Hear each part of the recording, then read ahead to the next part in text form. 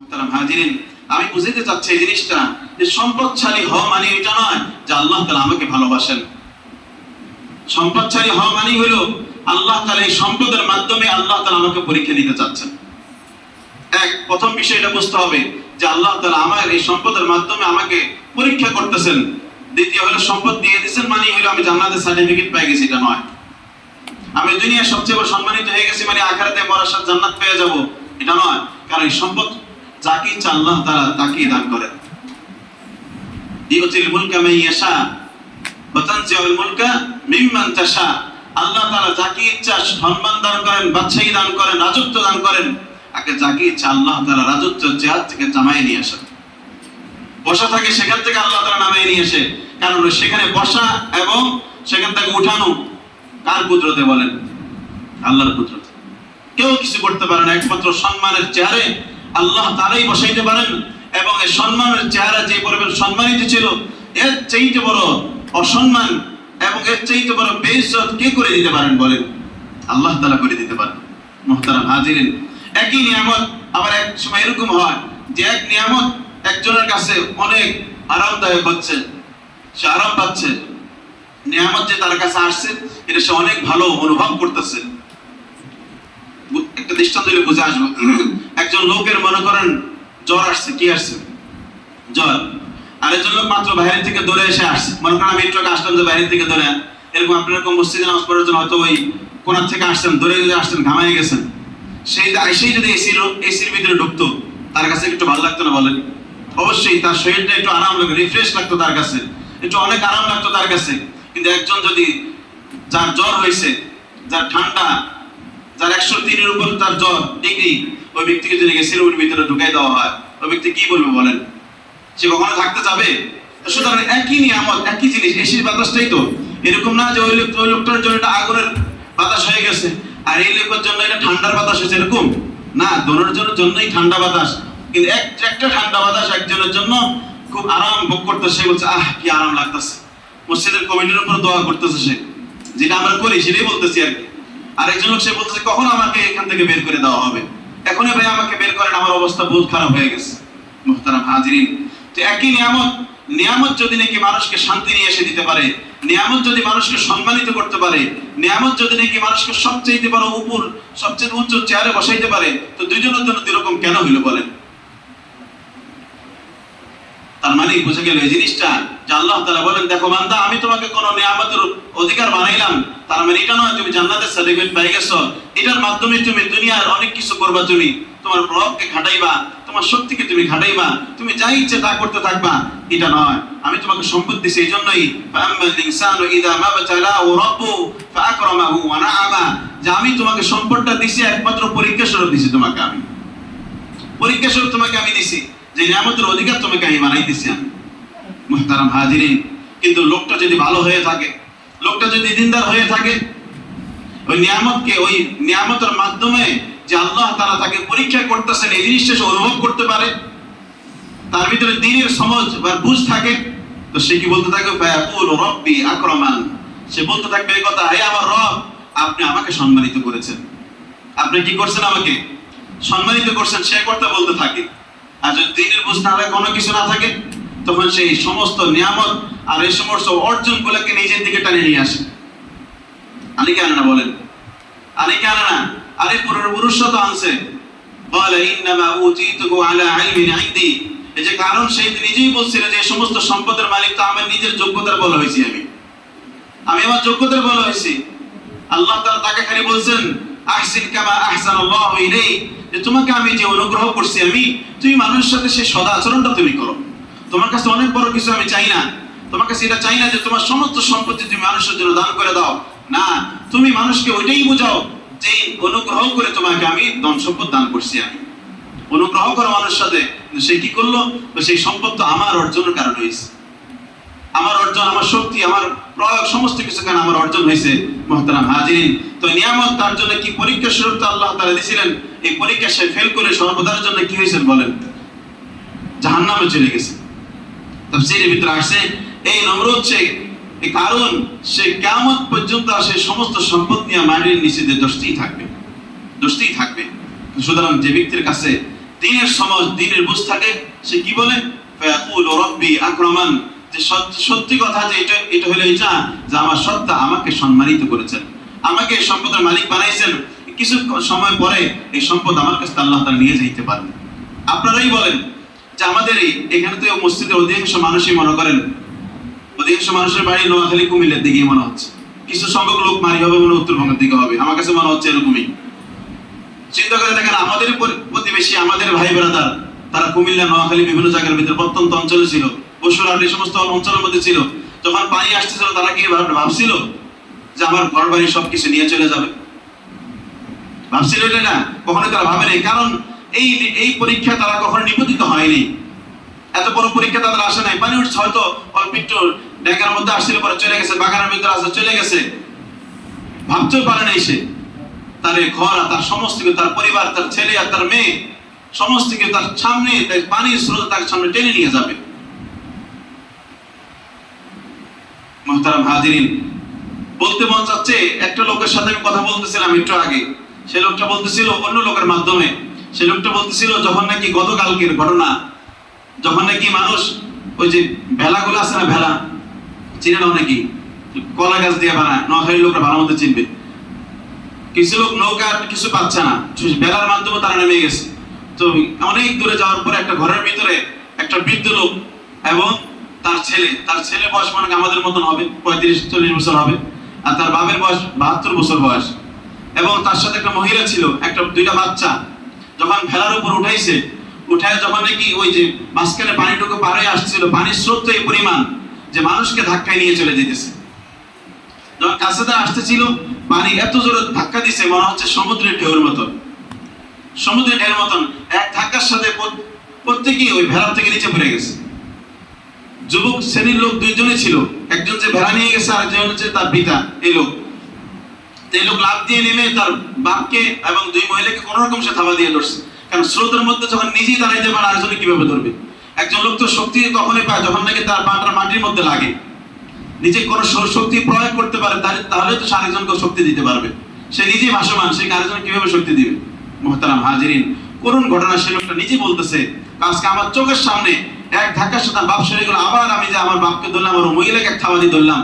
দ্বিতীয়বার আরেক স্রোত আসলে এমন জোরে যে আমার বাপ আর মহিলা দনজন সরে গেছে। কারণ বাপ তো দুর্বল, আর মহিলা দুইজন বাচ্চার কারণে সে নিজে ধরতে পারতেছে না।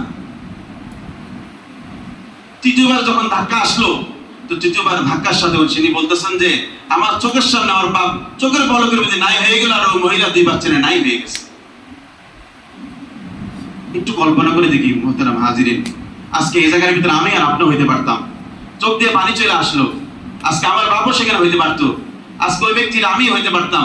আর ওই মেয়ে, ওই চিন্তা করে, মহিলার দিকে চিন্তা করে দেখেন, নিজে মারা যাবে, তারপরে তার দুই সন্তানকে সে বাঁচানোর জন্য চেষ্টা করতেছিল, কি পরিমাণ আজকে তার দুই সন্তানের সাথে সেও দুনিয়া থেকে চলে গেল। মুহতারাম হাজিরিন, এই জন্য মুসিবত কখন আসে সেটা কেউ বলতে পারবে না, কেউ বলতে পারবে না। আল্লাহ তাআলা দ্বিতীয় আয়াতের ভিতরে বলেন, আম্মাল ইনসানু ইযা মাবতালাহু ফাকাদারা আলাইহি রিজকা ফায়াকুলু রাব্বি আহানান। আল্লাহ তাআলা বলেন, কাউকে যদি আমি কি নিয়ামত দিয়ে যেরকম পরীক্ষা করি, এরকম কষ্ট দিয়েও কাউকে আমি পরীক্ষা করি। একসময় তার এরকম ছিল যে অনেক সম্পদের মালিক হয়েছিল, এবং তার জিন্দেগির মধ্যে এমন এক ভাটা চলে আসছে যে ভাটার মাধ্যমে তার জিন্দেগি 3 বেলা খাবার খাওয়া তার জন্য কষ্টকর হয়ে যাচ্ছে। হয় কি হয় না জিন্দেগিতে? বলেন, মানুষ বলে কি বলে না যে অমুক জমায় যখন ছিলাম, 3-4 বছর আগেও যখন ছিলাম, তখন আমাদের ঘরে গোশত ছাড়া কোনো খাবার হতো না, এখন দেখা যাচ্ছে ভর্তা খাইতেও কষ্ট হয়ে যাচ্ছে। মানুষকে বলে কি বলে না? মুহতারাম হাজিরিন, আল্লাহ তাআলা বলেন, ওয়া আম্মাল ইনসান ইযা মাবতালাহু রাব্বুহু ফাকাদারা আলাইহি রিজকা। আমি যাকে পরীক্ষা করতে চাই, কষ্ট দিয়েও পরীক্ষা করি, তার রিজিককে আমি কমায় দিই, আমি তার বিভিন্ন অবস্থাকে সংকীর্ণ করে দিই আমি। এই যে লোকগুলো যারা আজকে ডুবে যাচ্ছে, চিন্তা করে দেখেন, তাদের ঘরবাড়ি ছাড়া হয়ে গেছে, 100 না 100 পানিতে চলে যাবে ইনশাআল্লাহ, কিন্তু এই লোকগুলি বলেন কি পরিমাণ ক্ষতিগ্রস্ত হয়ে গেল, কি পরিমাণ তারা ক্ষতিগ্রস্ত হয়ে গেল। তাদের ঘরবাড়ি সমস্ত ভেঙে গেছে। আর বিল্ডিং করে কি সবগুলা? অনেকগুলো তো টিনের ঘরও আছে, বেড়ার ঘরও আছে। গরিব মানুষ কি সেখানে নাই? অবশ্যই সেখানে গরিব মানুষ আছে, তাদের এই সমস্ত ঘরবাড়ি সমস্ত কিছু চলে গেছে গা। মুহতারাম হাজিরিন, তো আল্লাহ তাআলা বলেন, আমি যাকে কাউকে কোনো পরীক্ষা নিতে গেলে তাকে কোনো সংকীর্ণ অবস্থা তার সাথে আমি ফেলে দিই, আমি সে সংকীর্ণ অবস্থা পড়ে যায়, কষ্টের অবস্থা সে পড়ে যায়, ওদের ওই অবস্থা সে যদি আমার উপর সবর করে, আমার কাছে সওয়াবের আশা করে, তো আমি জিন্দেগি তার পরিবর্তন করে দিই। আর সে যদি নাকি এটাকে আমার দিকে ফিরাইতে থাকে যে আল্লাহ তাআলাই আমাকে অসম্মানিত করছেন, আমি নিজে আল্লাহ তাআলার কারণে অসম্মানিত হয়েছে, বিভিন্ন জিনিস দোষারোপ করতে থাকে, ফায়াকুলু রাব্বি আহানান, সে কি বলতে থাকে যে আমার রব আমাকে অপদস্থ করছে। কি বলতে থাকে সে? আমার রব আমাকে অপদস্থ করছে, লাঞ্ছিত করছে। অর্থাৎ সংকীর্ণ অবস্থাটাও নিজের জন্য সে দোষারোপ মনে করতেছে যে আল্লাহ তাআলা তাকে শাস্তি দিচ্ছে, এটা সে মনে করতেছে, এটা সে ভাবতেছে। মুহতারাম হাজিরিন, অথচ এই সংকীর্ণ অবস্থাটা, কঠিন অবস্থাটা তাকে দিয়েছে আল্লাহ তাআলা পরীক্ষার জন্য। কিসের জন্য দিছে বলেন? পরীক্ষার জন্য দিছেন, যাতে করে সে নিজের দিকে বোঝায় যে এই কামাইটা আমার কারণে হয়েছে। এই জন্যই তো আল্লাহ তাআলা আয়াতের ভিতরে বলেন, যহারাল ফাসাদু ফিল বাররি ওয়াল বাহরি বিমা কাসাবাত আইদিন নাস। জলে স্থলে যে কোনো জায়গায় যত কিছু হচ্ছে সমস্ত কিছু হচ্ছে একমাত্র মানুষের হাতের কামাই, হাতের কামাই। মুহতারাম হাজিরিন, আজকে এই অবস্থা কেন আমরা বুঝছি?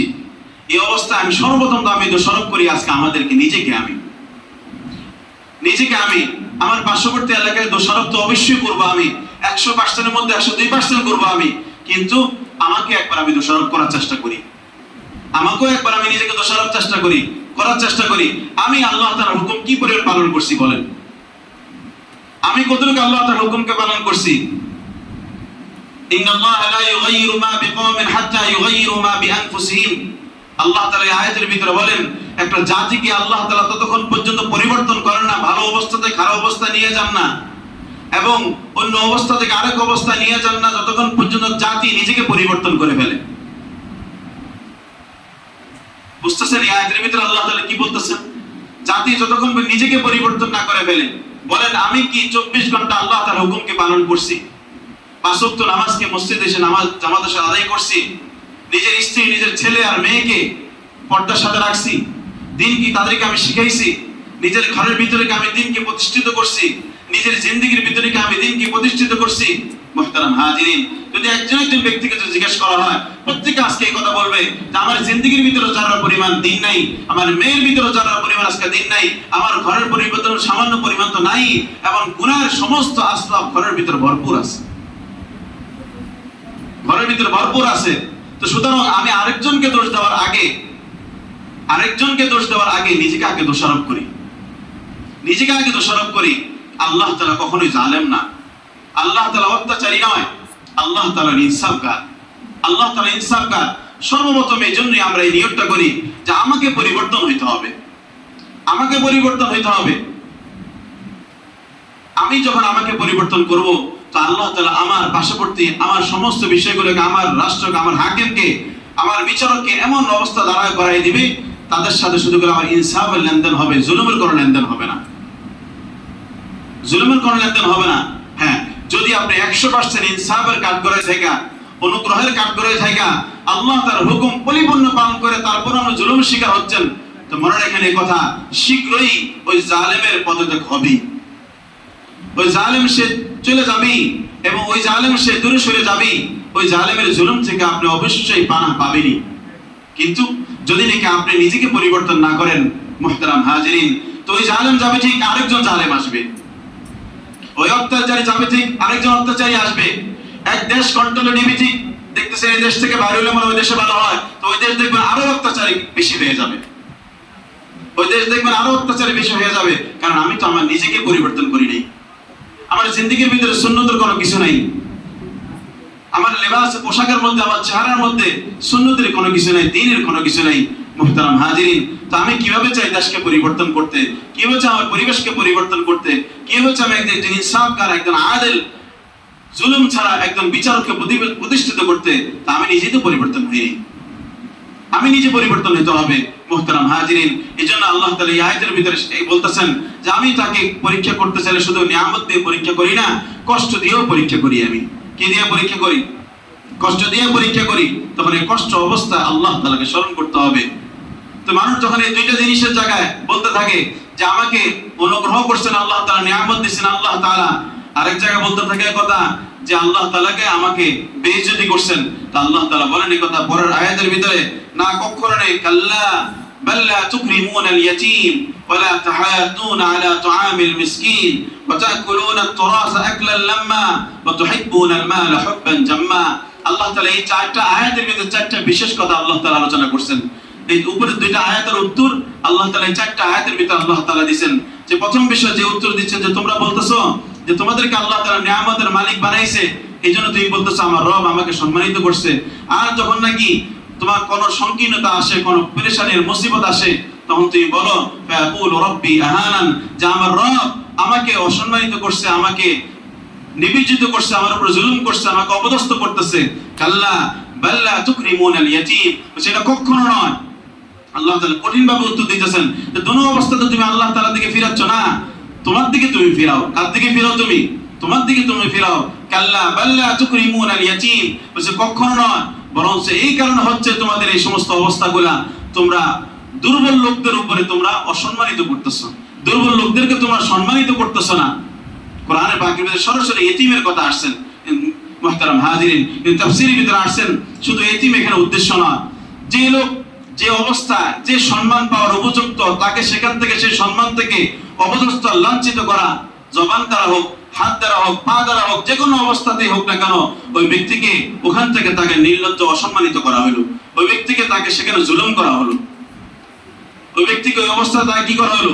জুলুম করা হলো। তাকে একজন লোক অনেক সম্মানিত লোক রাস্তার পাশ দিয়ে চলতেছে, তো আপনি মানুষের সামনে তার হঠাৎ করে তার এমন একটা অবস্থা করে দিলেন, কিন্তু ওই লোকটাকে কিছু বললেন না। আপনি বলেন ওই লোকটাকে বলবি কি বলবো না যে কথা, তোমাকে জুতো দিয়ে তুমি তো আমাকে দুইটা বাড়ি দিতে, এত লজ্জিত হতাম না আমি, যে কথার কারণে আমি এর চেয়ে বেশি লজ্জিত হয়েছি আমি। বলে কি বলে না? বলেন মুহতারাম হাজির, এটা কেন বলতেছে? কারণ কথার কারণেও লোকটা অসম্মানিত হচ্ছে, মায়ের কারণেও লোকটা অসম্মানিত হচ্ছে, সম্পদ ছিনাই নেওয়ার কারণেও লোকটা অসম্মানিত হচ্ছে, এবং তার চেয়ার তার সম্মানিত জায়গা থেকে তাকে সিনায় দূরে সরিয়ে দেওয়ার কারণে বিভিন্ন প্রেক্ষাপটে তাকে অসম্মানিত করা। এটার মানে হলো আল্লাহ তাআলা বলেন কাল্লা বাল্লা তুকরিমুনাল ইয়াতীম, এটা কখনো নয়, বরঞ্চ তোমরা কি করো? এতিমদেরকে তোমরা সম্মানিত করো। যে লোক যে সম্মান পাওয়ার উপযুক্ত, তাকে তুমি সেখানে অসম্মানিত করো, সেখানে তাকে সম্মানিত করো। মুহতারাম হাজিরিন, এই প্রেক্ষাপটে আজকে আমাদের এই অবস্থা চলে আসছে যে আমাদের প্রতিবেশী, আমাদের ভাই ব্রাদার, আজকে তো অনেক দূরের না, উত্তরবঙ্গেরও না, এই বঙ্গের মানুষ, আমাদের প্রতিবেশী, আমাদের ভাই ব্রাদার, আমরা চেষ্টা করি তাদেরকে যতটুকু পারি সহযোগিতা করার চেষ্টা করি। আজকে দেখেন কিছুদিন আগে শহরের উপরে কি পরিমাণ মুসিবত আসছে বলেন? আসলে কিছুদিন আগেই তো 15-20 দিন আগে কি পরিমাণ মুসিবত আসছে। এই যাত্রাবাড়ি থেকে এলাকাগুলোর মধ্যে কত মানুষ শহীদ হয়ে গেছে বলেন? বিভিন্ন জায়গার ভিতরে কত লোক মারা গেছে, আমি কি যে কারণে মারা যাক, কত মানুষ শহরের ভিতরে আক্রান্ত হয়েছে কি হয়নি বলেন? বিভিন্ন ক্ষেত্রে বিভিন্ন জায়গার ভিতরে কতদিন তো নেটই ছিল না, কত বাসায় পানি শেষ হয়ে গেছে, কত জায়গার ভিতরে কারেন্ট বিলের টাকাই ঢুকাতে পারতেছিল না। শহরে একরকম ভাবে মুসিবত আসবে, এলাকাতে আরেক রকম ভাবে মুসিবত আসবে। শহরের মতন কখনো গ্রাম হবে না। এই জন্য গ্রামের হুকুম একরকম, শহরের হুকুম আরেক রকম। শহরে যদি কিছুদিন বেশি করে 1 থেকে 2 দিন যদি কারেন্ট আপনি বন্ধ করে দেন, একজন লোক আর বিল্ডিং এ থাকতে পারবে না। পারবে বলেন? এই কারেন্টের সাথে পানির সম্পর্ক আছে, কারেন্টের সাথে লিফটের সম্পর্ক আছে, কারেন্টের সাথে তার ঘরে লাইট জ্বলার সম্পর্ক আছে, বাচ্চার খাবারের সম্পর্ক আছে, নিজের খাবারের সম্পর্ক আছে। পানি যখন একমাত্র একটা ব্যক্তি যখন না পাবে, মুহতারাম হাজিরিন, দেখেন এই পানিটাই একই জিনিস গ্রামের লোকের জন্য মুসিবত হিসেবে দাঁড়াইছে, আর এই পানিটা এলাকাতে ইয়াতে না থাকার কারণে, শহরে না থাকার কারণে মুসিবত হিসেবে দাঁড়ায়। একজন লোক একটা বিল্ডিং এর মধ্যে থাকতে পারবে না। এই যে ডিএফএল এর মতন বিল্ডিং, এতগুলো লোক আছে, মনে করেন আজকে থেকে তারা 100 লোক আছে, তারা বাসা ছেড়ে দিয়ে অন্য জায়গায় চলে যাবে। যাবে কি যাবে না বলেন? অবশ্যই চলে যাবে মুহতারাম হাজিরিন। কেন? শুধু খালি একটা পানি বন্ধ হয়ে যাওয়ার কারণে, অল্প একটু সমস্যা হওয়ার কারণে। তো এই মুসিবতটা তো কিছুদিন আগে শহরের উপরেও হয়েছিল, মানুষ হাজার রকম আক্রান্ত হয়েছে মুহতারাম হাজিরিন। আজকে এই মুসিবত সেটা গেছে এলাকার বাইরে, শহরের বাইরে গেছে, বিভিন্ন প্রত্যন্ত অঞ্চলের মধ্যে সমস্যাগুলো হচ্ছে। তারা আমাদের ভাই, আমরা যতটুকু চেষ্টা করি যা তাদের পাশে দাঁড়ানোর জন্য, তাদের পাশে কি করার জন্য? দাঁড়ানোর জন্য। আপনারা অনেক রকম খোঁজ খবর শুনতেছেন, অনেক কিছু আপনারা শুনতেছেন মুহতারাম হাজিরিন, কিছু বলবেন? অনেক রকম আপনারা খোঁজ খবর শুনতেছেন, মানুষ অনেক রকম সহযোগিতা করতেছে। এটাও তো একটা এলাকার অধীনে একটা মসজিদ, নাকি? একটা মসজিদ না এটা এলাকার অধীনে? আমরা তো আমাদের কাছেও তার একটা হক রাখে, রাখে কি রাখে না বলেন? অবশ্যই রাখে। আজকে আমরা না খাওয়া হলেও তাদের জন্য পাঠানো উচিত, উচিত কি উচিত না বলেন? কারণ আমরা আরামসে ফ্যান্সে রাইসে ঘুমাইতে পারতেছি, ওই লোকগুলো তো ঘুমাতে দূরের কথা মারাই যাচ্ছে। এই জন্য অনেক লোক যাচ্ছেন, আমাদের অনেক পরিচিত লোক আছেন, তারা বলতে সবচেয়ে যেটা বেশি প্রয়োজন, ত্রাণের চাইতে সবচেয়ে যেটা প্রয়োজন, যেটা হলো মানুষকে নৌকা দিয়ে এবং ওই কি দিয়া স্পিড বোট দিয়া মানুষকে নিয়ে আসার জন্য খুবই প্রয়োজন। যদি একটা স্পিড বোট নিয়ে যাওয়া হয়, একটা নৌকা যদি নিয়ে যাওয়া হয়, তখন অনেক মানুষকে সেই ঘরের ভিতরে অর্ধেক পানির ভিতরে ঢেকে আস। আমি আসার আগেও একজনের কাছে খোঁজ খবর নিলাম যে একটা টিনের উপরে, ছাদের উপরে, টিন চালের উপরে বাচ্চারা উঠে বসে রয়েছে, একটা লোক সহ। অনেক দূর থেকে সেই স্পিড বোটটা গেছে, কিন্তু কাছের থেকে না, অনেক দূর থেকে। তারা 2 দিন ধরে অনাহারের মধ্যে আছে, খাবার তো পৌঁছে নেই, কোনো কিছু পৌঁছে নেই। তো এই জন্য আমরা যদি নাকি সহযোগিতা করতে পারি, যার যার ব্যক্তিগত দিক থেকে, আপনারা চাইলে একত্রিত করে মসজিদ থেকেও চাইতে পারেন, কোনো সমস্যা নেই। যদি আমরা 2-1 উদ্যোগ নেন, আমরা তো আসি ইনশাল্লাহ সাথে। যদি আমরা 2-1 উদ্যোগ নেন, ইনশাল্লাহ আমরা সাথে আসি। কিছু বিশাল পরিমাণ যদি হয়, এখানে ঢাকার থেকে নৌকা অথবা ওই স্পিড বোট কোনো কিছু নিয়ে কিছু প্ল্যান যদি নিয়ে যেতে পারি, সবার জন্য সহজ হবে ইনশাল্লাহ। সকলে প্রস্তুত আছেন ইনশাল্লাহ?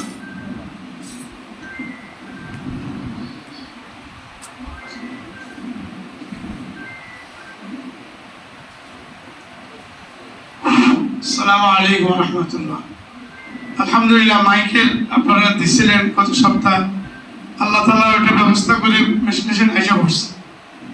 এখন আমাদের যে আজকের যে অবস্থা সারা বাংলাদেশে আমরা জানি, এটা সিলেট, ব্রাহ্মণবাড়িয়া, কুমিল্লা, নোয়াখালী, চট্টগ্রাম পর্যন্ত পরিস্থিতি আছে। এগুলো আসবে, এর উপরে সবর করে আমাদের আগে বাড়তে হবে। এই পরিস্থিতিগুলোতে আল্লাহ তাআলা বান্দাদেরকে দেখতে চায় এই মুহূর্তে আপনি এলোমেলো হয়ে যান। অনেক সময় এই সমস্ত জিনিস নিয়ে অনেক ফিতনা হয়, অনেকে দুর্নীতি করে ফেলায়। এই জন্য আমি আপনাদেরকে পরামর্শ নিয়ে একটা কাজ করতে চাচ্ছি। 1 নম্বর হলো যে আমরা এলাকা ভিত্তিক তো উদ্যোগ নিতে হবে।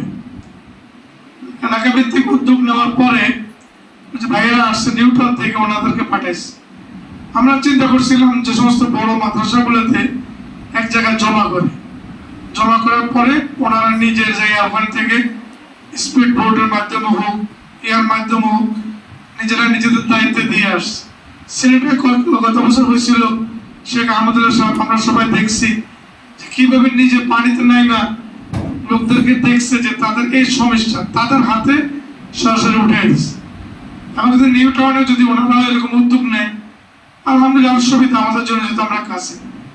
আমার মনে হয় যে আমি একটা মতামত দিচ্ছি, শুক্র, শনি, রবি দিয়ে দেবেন। আমি এই মালটা দিচ্ছি, কথা বুঝেন না? আমরা ইনশাল্লাহ আবার নিউটন আমাদের সাথে যোগাযোগ করে যেভাবে সুন্দর হয়, প্রয়োজন যদি আমাদের দিকে যেতে হয় বা আমরাও না যাই চলে, এটা একটা পর্ব সাপেক্ষে।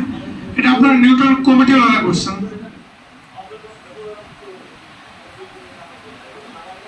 কালকে যাবে।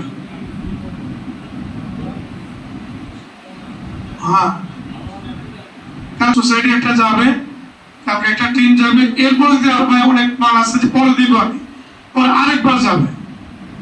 যেহেতু সমস্যা তো একদিনে শেষ না, পানি আস্তে আস্তে পেয়া মেন সমস্যা হয়েছে কুমিল্লা, এই কি একটা বাঁধ আছে না, বাঁধটা ভেঙে গেছে আমার গত রাত ঘুমতি অনুমতি, এটা রাত্রে ভেঙে গেছে। একদিকে তো ওদিক থেকে মোটামুটি অবস্থা খুব খারাপ, পানি বাড়তেই আছে। আমাদের নাঙ্গলকোট সাইড আবার লাকসাম সাইড পানি একটু চাপ কম, আমরা নদী পানি কম, ফেনীর সাইডটা এটা খুব বেশি। তো এইভাবে আমরা সবাই মিলে যে উদ্যোগ নেই, একের 10 লাঠি একের বোঝা, এটা না হয়। আমরা একটা কাজ করে নামাজের পরে যারা নগদ দিব এখানে দিয়ে যাবো, কাগজে লিখে নিয়ে যাবো, সিগনেচার দিয়ে যাবো। আর পরে যারা দিব, কাপড় দিব, খাদ্য দিব, আপনি প্রয়োজনে চিরা কিনে দিতে পারেন, স্যালাইন কিনে দিতে পারেন, তারপরে প্রাথমিক যে ওষুধগুলো, ডায়রিয়া জাতীয় ওষুধগুলো আছে, এগুলো কিনে দিতে পারেন। আর যদি মনে করেন না ওনারা নিয়ে যায়, ওনারা কিনো প্রয়োজন দেখে, মানে অবস্থা প্রেক্ষিতে ব্যবস্থা হবে। আমরা আল্লাহর জন্য এটা ইনশাআল্লাহ জমা দিয়ে দিবেন। আমাদের এখানে আজকে আমি মোটামুটি আসর পর্যন্ত থাকবো। আমাদের এখানে যারা আনবেন অবস্থাপনা আসতেছে, ওনারা আসলে আমাদের কাছে দিলে একটা কাগজ থাকবে, কাগজ সিগনেচার দিয়ে নিয়ে যাবেন। ঠিক আছে ইনশাআল্লাহ? আর কিছু বলবেন এই ব্যাপারে? বললে বলেন।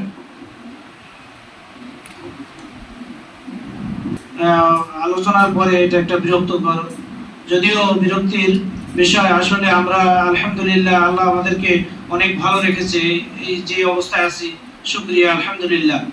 কিন্তু ফেনী, নোয়াখালী, কুমিল্লা তারপরে চট্টগ্রামের কিছু অংশ, সিলেটের কিছু অংশ, ব্রাহ্মণবাড়িয়ার কিছু অংশ এখন পানির নিচে তলিয়ে আছে।